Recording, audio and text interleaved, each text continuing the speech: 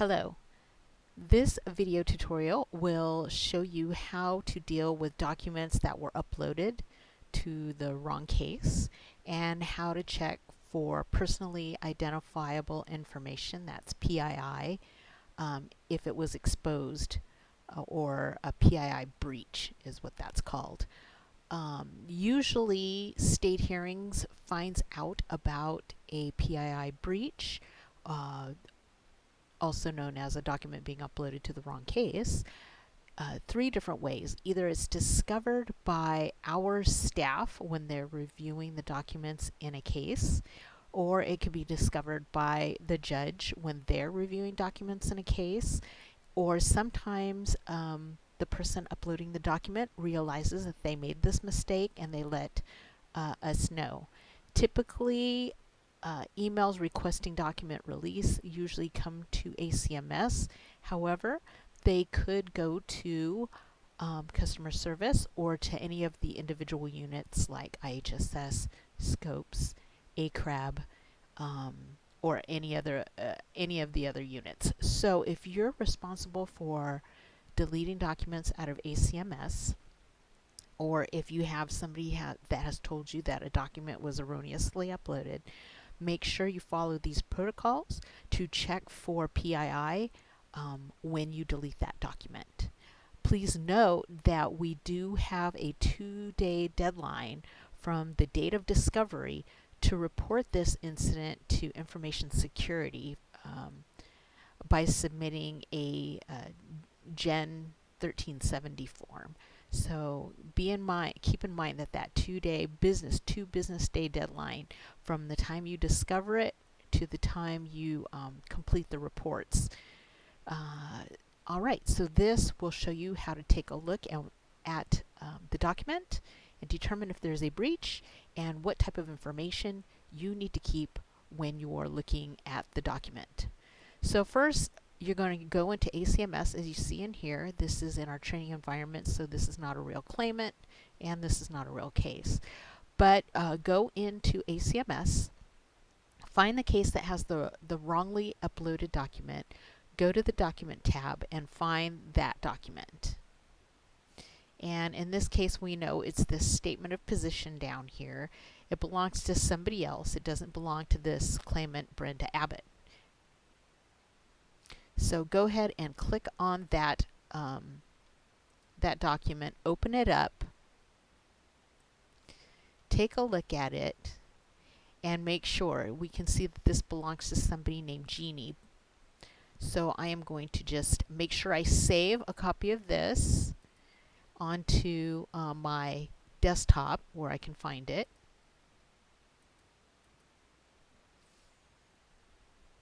And now I have a copy of that SOP. That's not correct. Then I want to do a screenshot of this screen right here. So I'm just going to make it a little bit smaller so I can get all the information on a little bit smaller screen.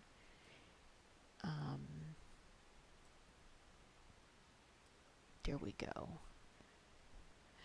Try to get as much information as you can. So if you need to resort your queue so that you can see the offending document, do so. So I'm just going to use the snipping tool, which is standard for Windows. It looks like this, to take a little screenshot of this. So I'm going to hit the new, and then I'm just going to take a screenshot of this information right here. There we go. And I'm going to make sure and save that. I'll probably copy it and put it onto a blank document. The other things you want to make note of are the date that the document was uploaded. So that would be this date right here. Who uploaded the document, and you can find that on the screen, the metadata. You're also going to want to take a picture of this as well. So let me get back to my app, snipping tool app, and I'm going to hit the new, and I'm going to get the crosshairs again, and I'm going to get, I usually go all the way up to the breadcrumbs at the top because the breadcrumbs have the case number. and I am going to go all the way down to and make sure that I include this information at the bottom, the created by and updated by. You want all of that because that tells you actually who uploaded this erroneous document. So keep that information, put that into a document. And those are the two big things. Now you can go back to the document listing. Once you've taken those photos, go back to the document listing and you can actually delete this document. So click on that and go down here to the delete button. Now there's only two roles that can delete documents, and that's an administrator role and the other role is SHD manager role. So if you don't have the SHD manager role, somebody else is going to have to delete this document for you. So I'm going to go ahead and hit delete, say OK. And now it takes me back to the listing, and you'll notice that document is no longer there. All right. So I've got my screenshot of the listing. I also have my screenshot of the metadata on the document. And then the other pieces of information I need to know are when was the document uploaded, and you got that from your screenshot. And what is the date and time that you were notified that this was an erroneous upload. So if somebody emailed you and told you, or if you found it, then just make a note of the date and time when you made that discovery. You're going to need that information when you're filling out those forms if there is a PII breach. And then make a note of when you deleted that erroneous document. So it looks like it's 12:55 on 1/27, so that is my delete time and date. So those are the three dates that you need to keep. When was it uploaded? When were you notified? And when did you delete the document? All right, now that we've done that, the case is fine. We're going to leave that, come back to this case in a little bit here. But the first thing I want to do is take that document that I downloaded and review it for PII. So let me make this a little more palatable. And the things you're going to look at for PII, you can find online. It's from the California Civil Code 1798.29, and it defines what constitutes PII. But basically, if it contains the person's first name or first initial and last name, and any of these items. So let me put this up on the screen. So this list of items right here, so social security number, driver's license number, California identification card number, tax identification number, passport number, military ID number, or any other unique identification number issued on a government document commonly used to verify identity of a specific individual, any account number or credit card, debit card number in combination with any required security codes, access codes, or passwords that would permit access to that individual's financial account. Medical information, and that's as defined by Civil Code section 1798.29, and that medical information can be found in a lot of SOPs, especially statement of positions that pertain to Medi-Cal cases or maybe covered California cases, so or scope of benefit cases. So medical information is very often found in these SOPs. Health insurance information, again, as defined by Civil Code section 1798.29, and health insurance, again, just like the medical information, can be found in a lot of SOPs pertaining to covered California, Medi-Cal, and again, scope of benefits. Unique biometric data generated from measurements or technical analysis of the human body characteristics, such as fingerprints, retinas, iris images that are used to authenticate a specific individual. Unique biometric data does not include physical or photo or digital photograph unless it's used or stored for facial recognition purposes. Now, I have never ever seen an SOP that had biometric data, and it's probably very rare, but you never know. It could happen. And then the final item is this G right here, and it's the automatic license plate recognition, that ALPR system information. And that doesn't happen for our SOPs here at state hearings very often. It's probably more like, traffic violation cases that have that sort of information. So I don't worry about that too much. The three things I see most are social security number, medical information, and health information. So those are the ones that be diligent about. But do keep in mind that any of this other stuff is also considered um, uh, PII. All right. So let me get this out of here. And let's take a look at this document. And remember, we're looking for those 1, 2, 3, 4, 5, 6, 7 things that they mentioned as a PII. So I definitely have a person's name and address, first name and last name. And then as I go through here, there's a little bit of financial information, but financial information is not listed as one of the items that is considered personally identifying information. So even though I know that this person's getting $16 a month for CalFresh, that's not considered personally identifiable. So let's keep on going. So review all of this just to make sure there isn't anything attached in here that is one of those different things that is identified as PII. So page 2, we're looking at this. Again, lots of financial information, but that doesn't count. And then there's some regulations here. Now, SOPs quote regulations quite often, and regulations I usually skip through because that's quoted from the regulation manual at the MPP, or maybe some laws and codes. And now at the end of this SOP, I see some more information, nothing that's very concerning. And now we're going to look at those attachments, because that's typically where you're going to find this PII. So I'm going to go over here. Here's the NOAA for this person. Again, we've got our address, we've got our case number, we've got some financial information here. Continuing on, this is the back of the NOAA, and that is not even filled out, so I'm not even going to worry about that. That's just a form. Here we go, same thing, same information. Nope.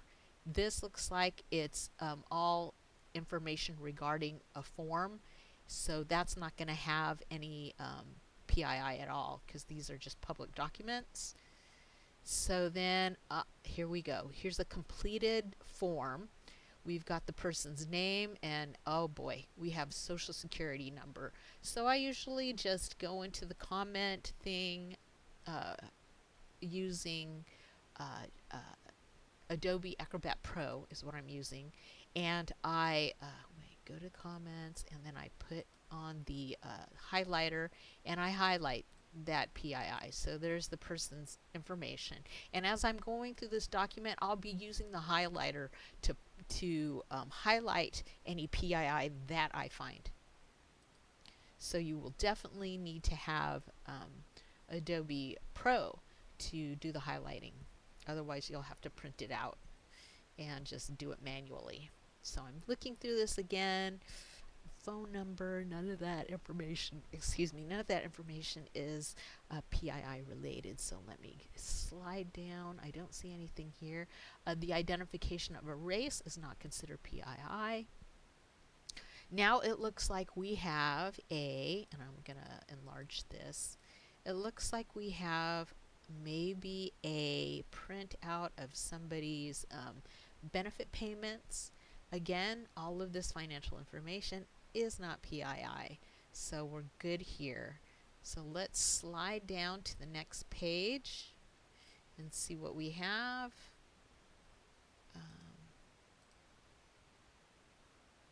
Some more financial information, but no PII. Okay, and this looks like some sort of budget information. So let's go ahead and enlarge this a little bit, because this might have some information. Again, we've got a lot of financial information for someone, but not necessarily any PII. I don't see the social security number anywhere. There's no information about medical. So this page is good. No PII. And that's the end of our document. So the only PII we've seen looks like it is right here on this form, and it's the person's social security number.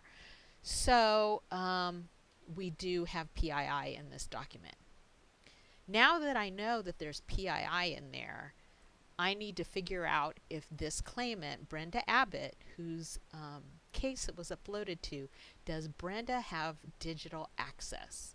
How do you know that? So I am going to click on Brenda's profile and take a look at her profile.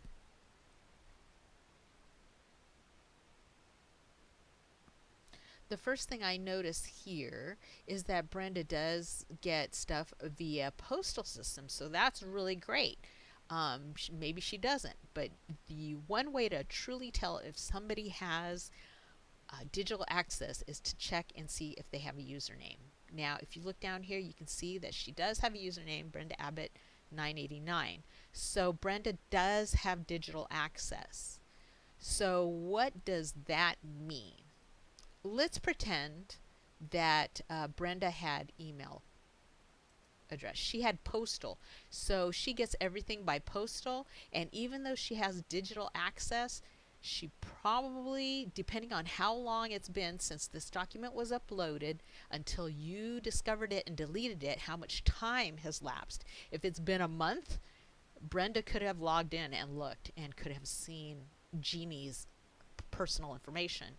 But if it's only been a few hours, chances are she might not have. But we don't know. We can't tell. So even if there's just a slight possibility that this person, Brenda, could have logged in and looked at it, we have to assume that there has been a PII breach. So now that we know she has digital access, we know we definitely have to fill out those Gen 1370 and Gen 1311 forms. So we do have to fill out the forms. We do have to report a PII breach. All right, the other thing you want to check is, let's go back to that person's case. You want to look and see if they have an AR, and it looks like she does. So let's open up the contact. Let's look at the authorized rep, John Smith here. So John Smith is Brenda Abbott's authorized representative, and John gets all his information about this case via email. So when that SOP for Jeannie was uploaded to Brenda's case, John got an email saying, hey, there's a new document on this case. So if John was on top of his game, he could have logged in and looked at this this document containing Jeannie's information. So again, we have another potential breach there.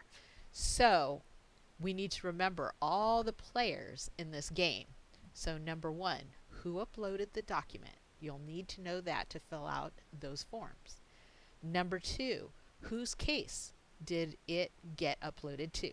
So let's go back and fill in the blanks on some of this. We took a screenshot of the statement of position, the erroneous one, and it was uploaded by Ashley.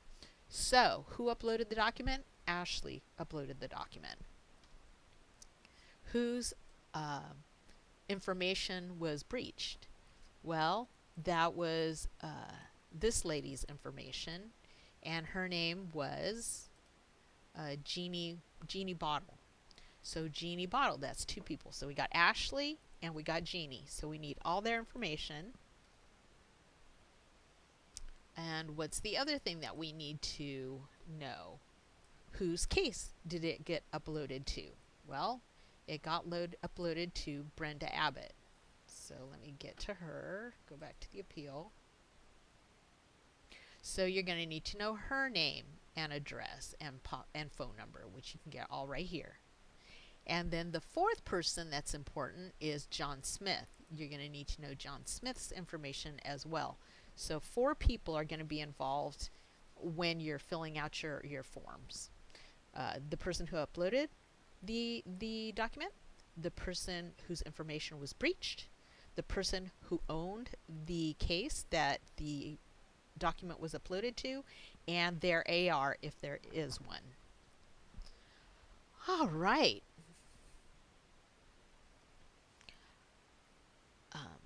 So let's say you looked at the document and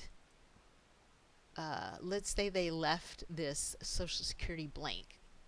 So there's no PII anywhere, even though there's 19 pages here. If there was no Social Security number, then there's no PII breach. So you don't have to worry about a breach. You won't have to fill out the forms. I would still go into this case right here and go into the note tab and make a note saying that you reviewed the case, document was deleted, SOP deleted, the erroneous SOP was uploaded, no PII, no PII breach, document was deleted, and save that note to the account. But unfortunately, there was a PII breach on this particular one because the Social Security number was there. So you can still put this note in, say that there was a PII breach, and then put something in like Gen 1370 and 1311 submitted on whatever, probably today or tomorrow.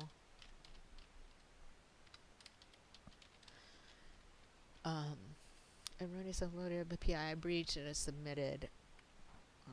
And then document was deleted. Okay, so just make sure that you keep a note in that case so we know why that document was deleted, because it will show up under activity, and we'll need to know why in the world this document got deleted. All right, so I believe that is it. The next thing you can do is fill out the forms. We do have a copy of the Gen 1370 and the Gen 1311. If you need a copy of that, you can also find it on the DSS intranet by searching under forms. The Gen 1370, let me show you what that looks like.